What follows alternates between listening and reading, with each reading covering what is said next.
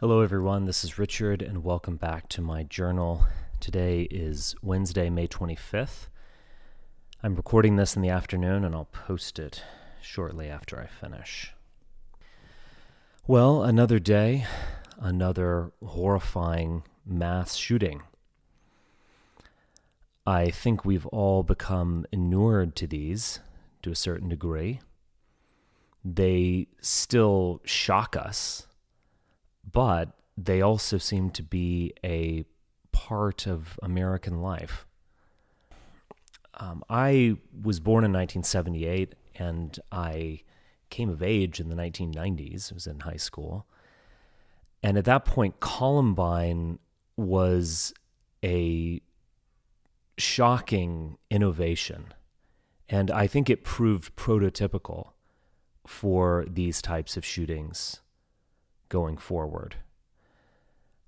You had the black-clad, alienated loner type, radicalized on the internet to some degree, lashing out in the most extreme way possible to classmates and teachers, picking soft targets. And what we saw yesterday was attack on the softest target possible, children in second and third grade. It is, it is somewhere beyond horror. But I think we should talk about it, and I think it's worth talking about gun control, gun culture, and all that is related to that. I am rather tired of conservatives demanding that no one politicize this event, which I think is absurd and rather self-serving. Apparently, we're supposed to just gaze at the abyss for a week or so and then just move on. But I guess we'll come together as a country by gazing into the abyss of an event like this. Some of them will say that we should look at some deeper, you could say, cultural causes of this, social alienation and nihilism. They don't use that word, but I do. I agree with that. But they seem to offer the solution of come to God, which was the solution offered by Marjorie Taylor Greene on Twitter. She basically just unthinkingly said, gun control won't work.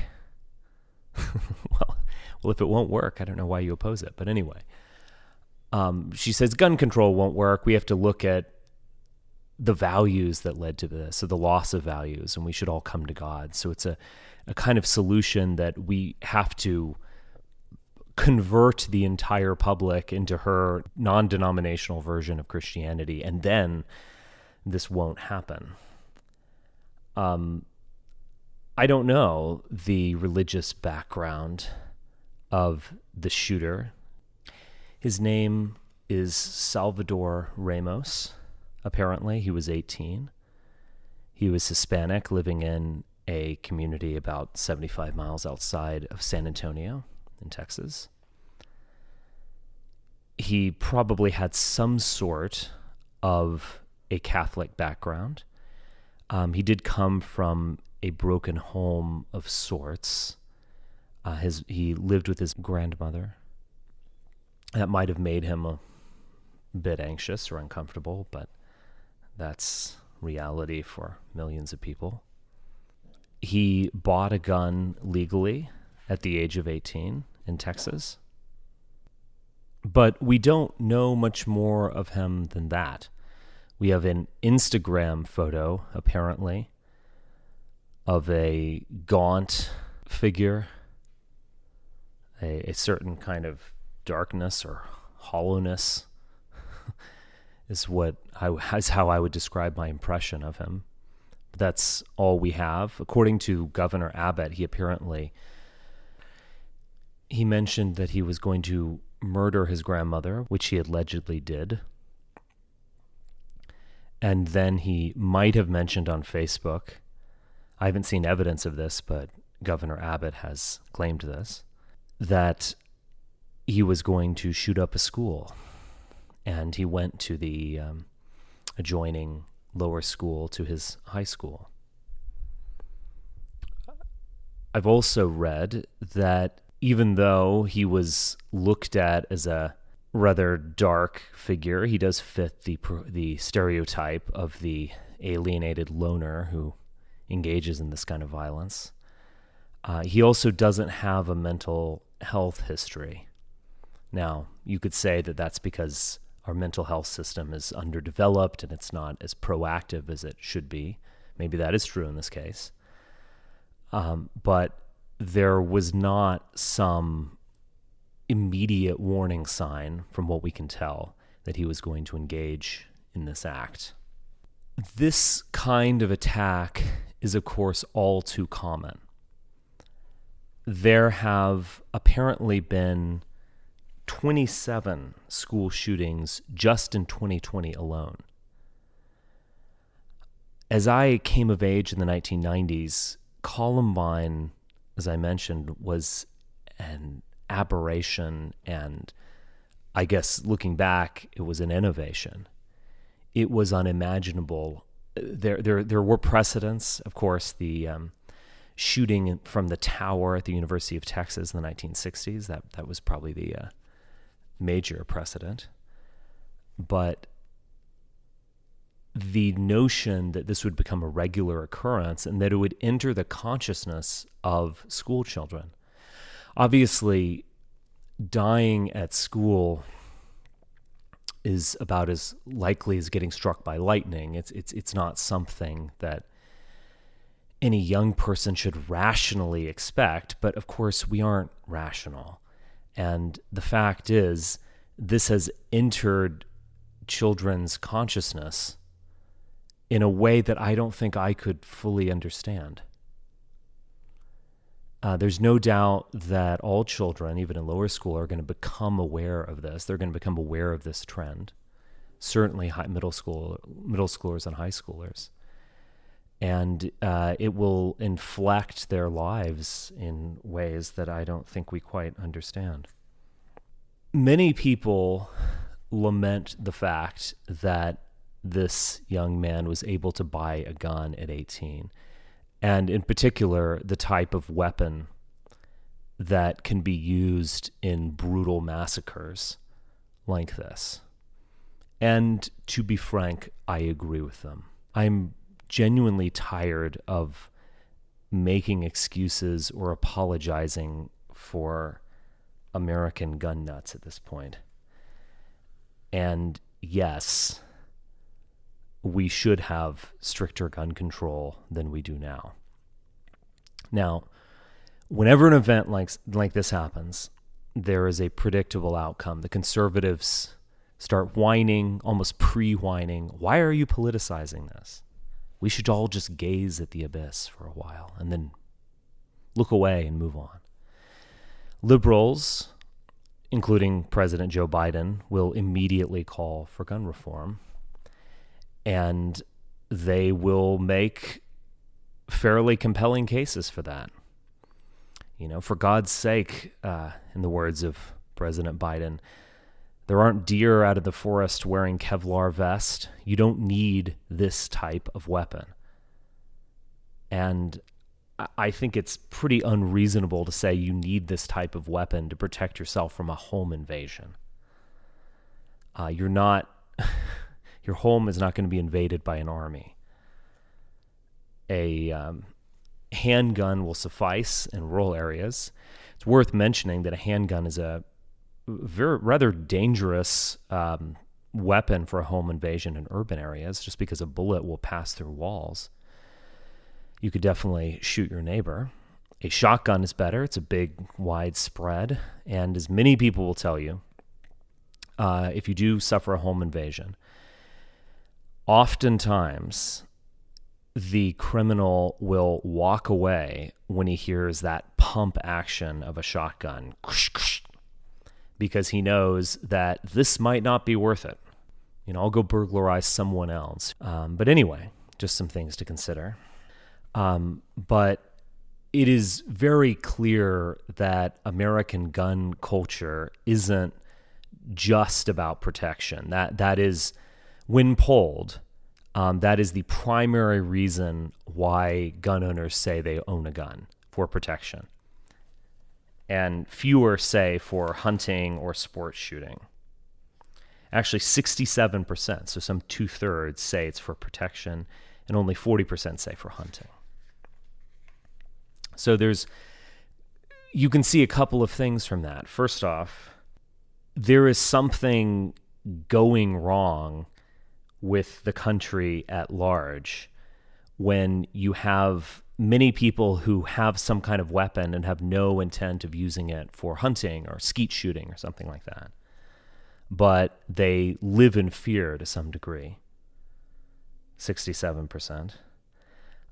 Beyond that, most people who own a gun own multiple guns, and I don't need to tell you about a kind of gun culture that has infested a great deal of white America, in particular rural America. Some 40% of gun owners live in rural areas. It's 30% of the suburbs and 19% in urban areas. I guess that's not too surprising.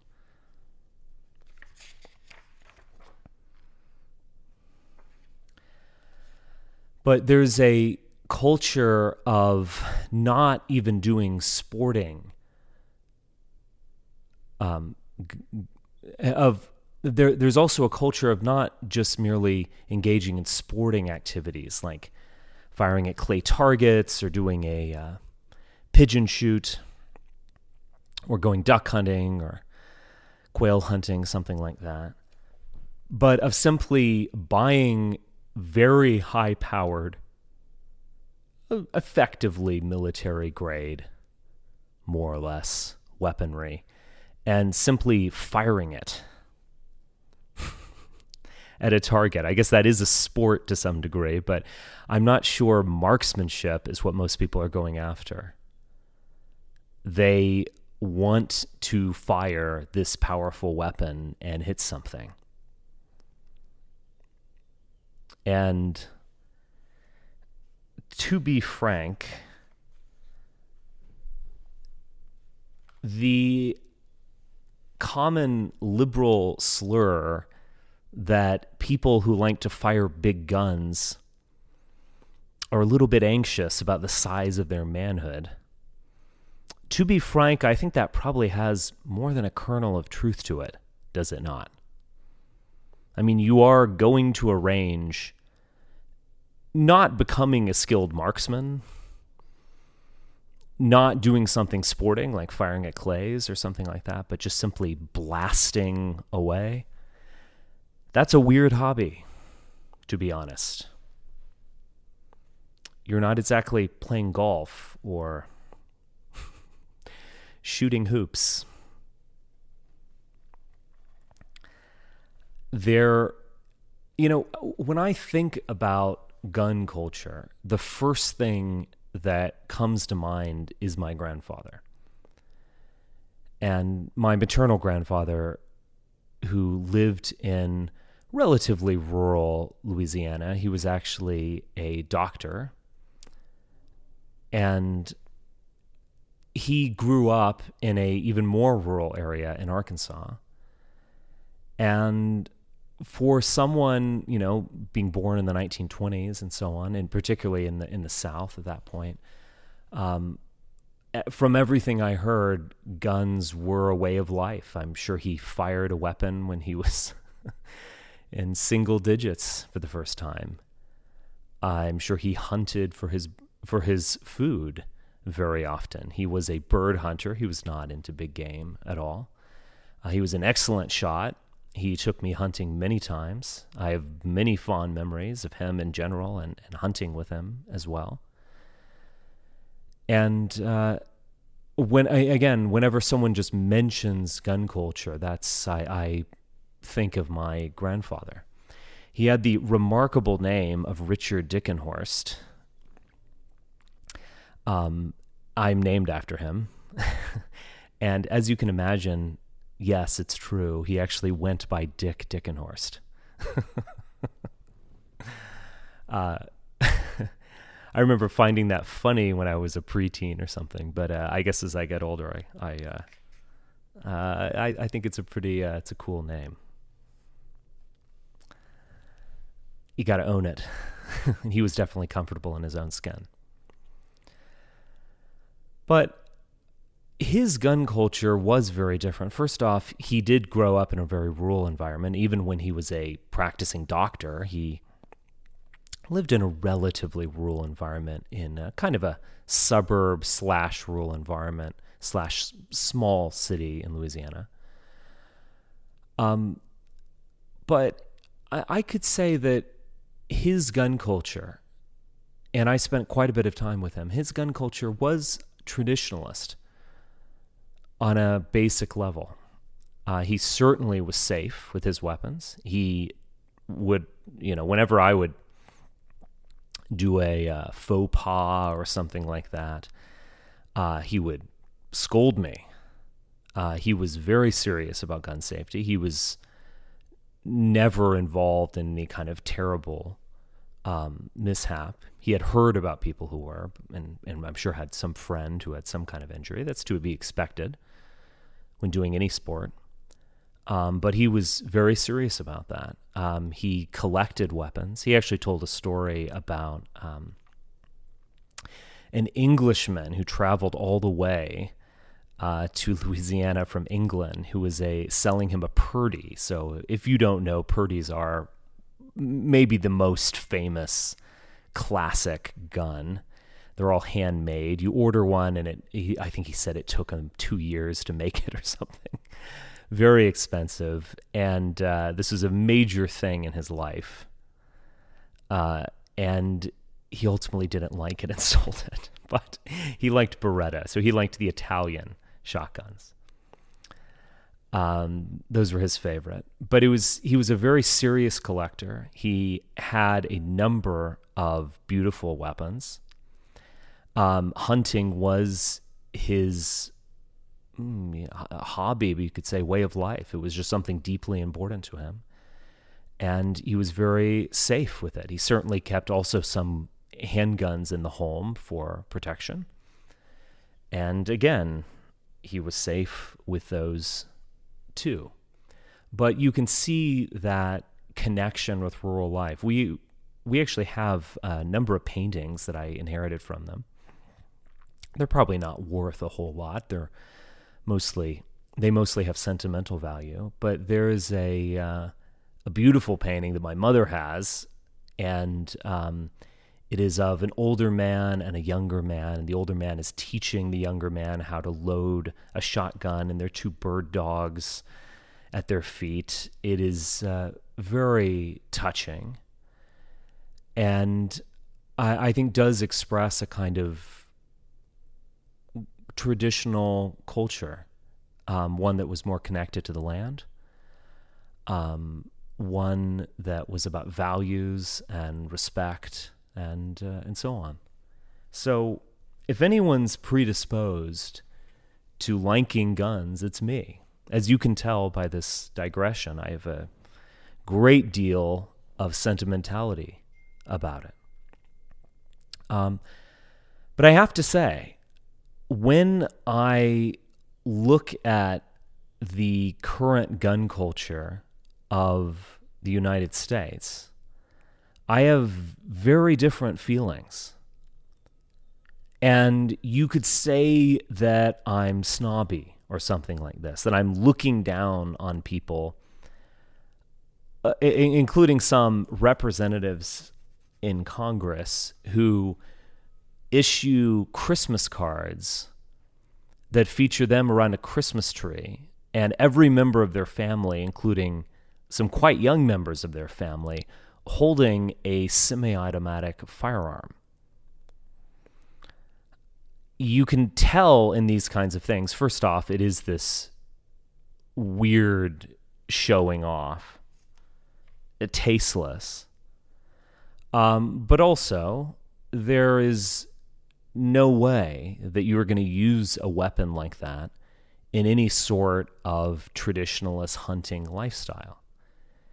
And I guess you could use that for home defense if, an entire Mexican drug cartel decides to take over your house. And you just blow them away. But no, it's a kind of gun fetishism. So it is not about having a beautiful classic item that is part of the manly sport of hunting. No, it's about a fetish of a big gun, one that is either going to be used in a military situation or one that could be used in a massacre at a school. I find it sick. I think there's probably some truth to the liberal slander about people who take photos of themselves with giant firearms. I can't conclude otherwise. There is nothing traditionalist about it. It actually reeks of suburban consumerism. Look at my new jet ski. Look at my semi-automatic weapon. I'm a real badass. It is just tasteless and gross and stupid.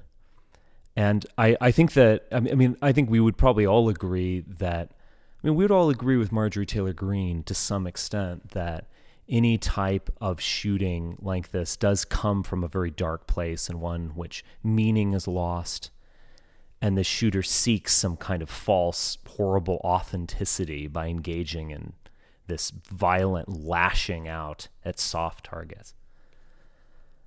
So it does come from a nihilistic place. But so does gun culture.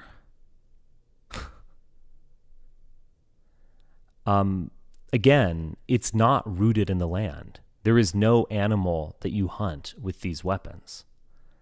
And instead, it becomes this false showing off of either your big dick or just how conservative you are, just how much of a Rambo badass you are. It's childish, silly, bizarre, and needless to say, expresses a extremely bad taste.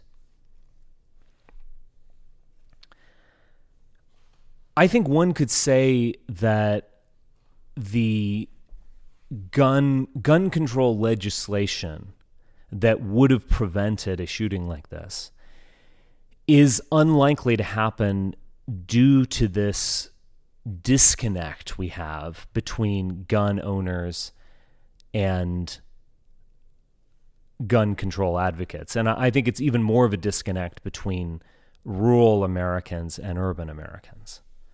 They have two different senses of what the gun is. So someone who lives in rural Texas might very well have a conception of the gun that's similar to my grandfather's. It's about hunting with his grandfather. He might also be one of these loons who is a part of gun culture as well. And he just can't imagine not spending a Saturday afternoon firing an automatic weapon at a target. On the other hand, gun control advocates don't see the gun in the same way. It doesn't mean the same thing for them.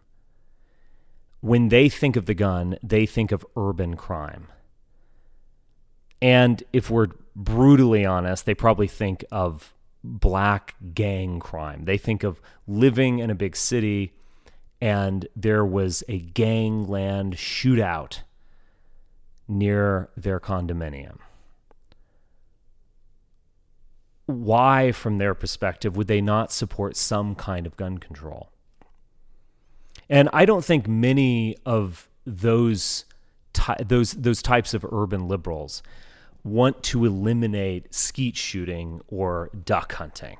I don't think maybe a very small percentage of them do, but the brunt of them probably think that that type of thing is okay, and maybe even they participated in it themselves. I don't think they are abolitionists in that sense. But when they think of the gun, they think specifically of urban crime, and why not? Why can't we reduce crime in this way? And I think the just absurdity of the conservative argument that more guns equals less crime really is an absurd argument that they would make about no other subject. Obviously, removing guns, a massive buyback of handguns and semi-automatic weapons, would reduce gun crime, it would reduce violence. The notion that we just need more guns and that there wouldn't be serious violent urban crime if everyone had a right to carry permit is simply absurd. And you see them do this. Their answer to any kind of tragedy like what we saw, or really any kind of social ill, is just this escalation. So there's actually a Texas official who was saying, well, we might want to consider arming teachers. I mean, are you going to arm students? I mean, where does that end? It's just a insane escalation where once we just get everyone armed, everyone will be so terrified that they won't engage in this. It is absurd. And it does not represent the kind of world that most normal people want to live in. But back to the disconnect, there is this profound disconnect between the rural Americans' conception of the gun and the urban Americans' conception of the gun.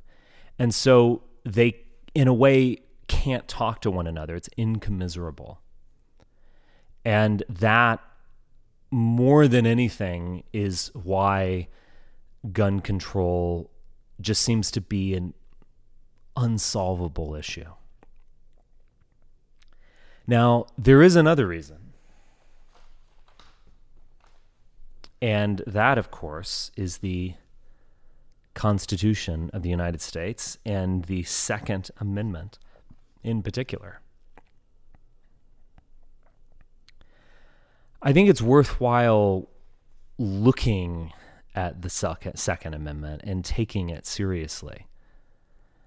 Obviously, the founding fathers and Madison, who was the author of these amendments, never could have imagined the type of violence that we experience today. I don't think they could possibly imagine a teenager taking a semi-automatic weapon and attacking lower schoolers. That is just beyond comprehension. I also don't think they could have imagined a completely disarmed society, particularly when America was, predominantly rural. The notion that a homesteader wouldn't carry around a rifle or have a rifle at hand was also unimaginable. So I simply think they lived in a very different age, and to expect them to offer guidance on this issue is simply asking too much. It's not reasonable. It's not something they could conceivably talk about. Now, it's worthwhile looking at that amendment itself, and I will read it. 1791, of course. A well-regulated militia being necessary to the security of a free state, the right of the people to keep and bear arms shall not be infringed.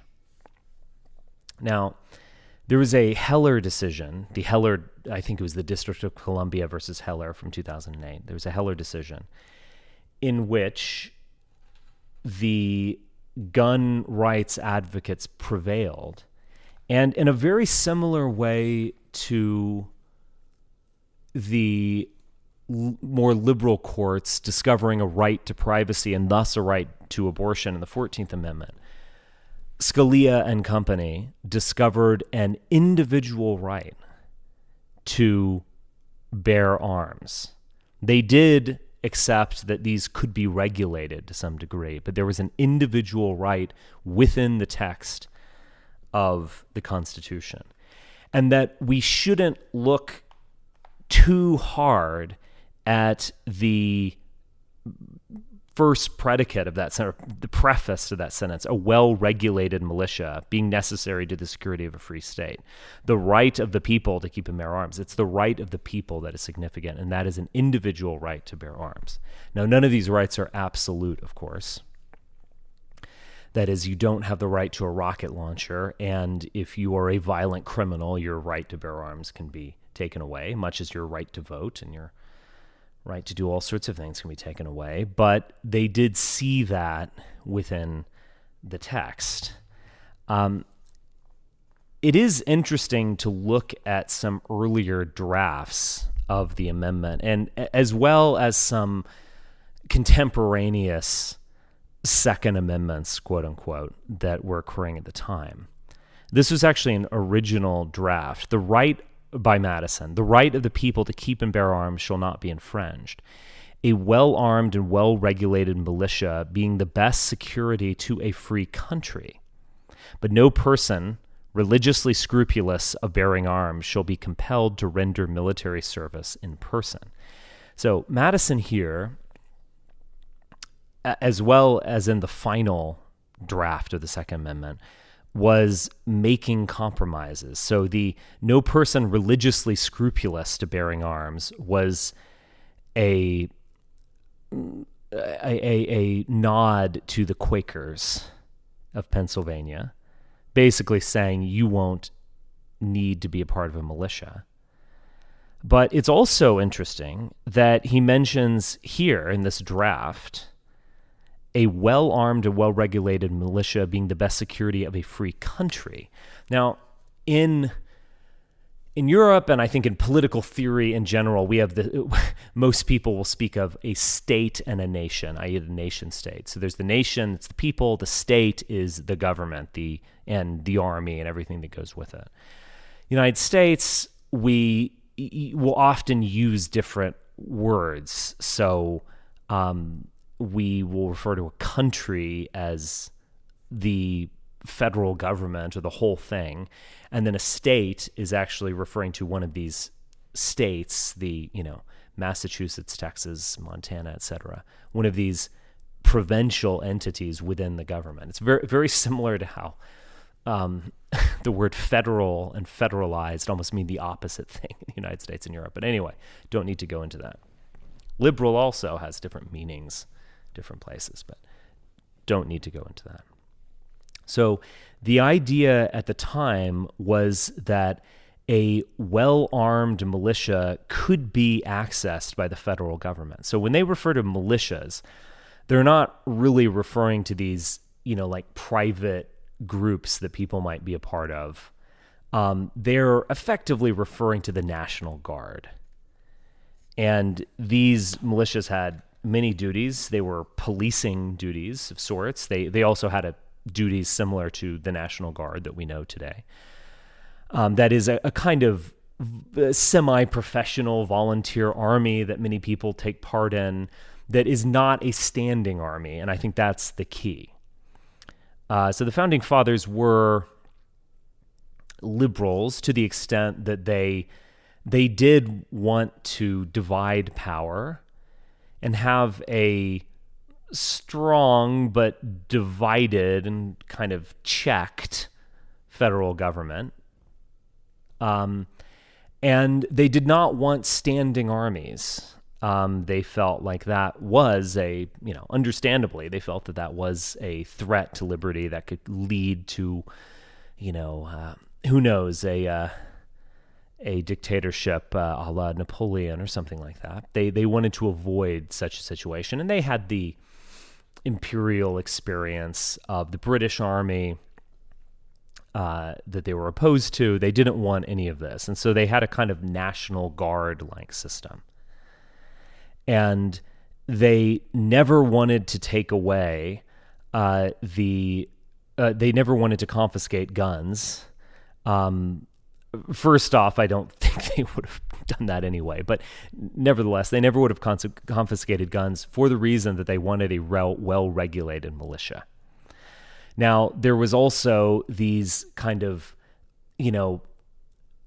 provincial disputes, you could say, particularly with regards to slavery, where many who were more inclined to centralization imagined that these militia, these National Guard organizations, could be centralized or used by the central government to fight off an invasion, to do something else. Other people, particularly the Southern landowners, Madison was a landowner and a slave owner, Patrick Henry as well, were more concerned about the policing action of the militia, so that these would be needed here in the States. They'd be needed to police the populace, but also, and particularly with regards to slavery. And we can't just send these militia away on some adventure in Mexico or something or Canada, probably more likely. So we need to actually keep these at the state. And so you see that in the final draft of the Second Amendment, a well-regulated militia being necessary to the security of a free state. So that is very strong decentralization language. But the fact is, Madison and company were dealing with the politics of their time that was very tricky. And they were coming up with compromises and solutions. So we're going to keep these militias involved in policing the state. Now, maybe they could be drawn up by the federal government, but maybe not. And that's why we don't want to infringe on the right to bear arms. Again, being hundreds of years distance from that, Scalia and company will look at this as implying some kind of individual right to bear arms. Or, I guess even worse, a certain myth has developed among the gun nut types that the real reason for the Second Amendment is not hunting. The real reason is tyranny. And that is that a well-regulated militia or an individual with a gun cannot be oppressed in the way that a disarmed person would. If you paid any attention at all to American politics, you have heard this myth. This gun's not for hunting, it's for fighting tyrants. Well, I think it's safe to say that the Founding Fathers never imagined anything like that. And as we would see in the Whiskey Rebellion under the George Washington administration, they were perfectly willing to use the U.S. Army, in this case the Revolutionary Army, to suppress any kind of tax revolt or quasi-secessionist rebellion that they saw. This was actually a major event in establishing the United States as a real sovereign entity. It is mentioned pretty regularly, but it's not mentioned in the way that we talk about the 4th of July or World War II or something like that. It might be, maybe I'm overstating matters, but it might be one of the most important events in the creation of the United States. It was when the U.S. government was willing to suppress rebellion. So the notion that the Founding Fathers were these Ron Paul types who wanted everyone to have semi-automatic weapons, maybe tanks, so that we could fight off, the woke mob from making us degenderify bathrooms or Something like that. That's just ridiculous. They didn't think that way. And it's unreasonable to expect them to have thought that way. It is simply a gun culture myth. And it's also a pretty nonsensical myth. Again, you don't need a semi-automatic weapon to protect you from a home invasion. And secondly, even if you had a semi-automatic weapon, you're not going to take over the government or stop the government from enforcing its will upon you. The government has nukes, it has armies, are you really want to engage in some kind of long-term bloody guerrilla campaign against the federal? These things, again, the founding fathers did not think this way, and these things are these scenarios are so hypothetical that I really can only conclude that it's a kind of virtue signaling from the right.